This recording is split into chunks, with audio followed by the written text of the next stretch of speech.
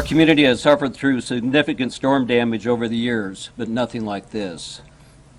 Over our 10 square miles of our city, about half of it has been impacted. We just want to let people know that we will rebuild and we will remain the premier resort community that we are. And our guests love Gatlinburg, and it will be okay.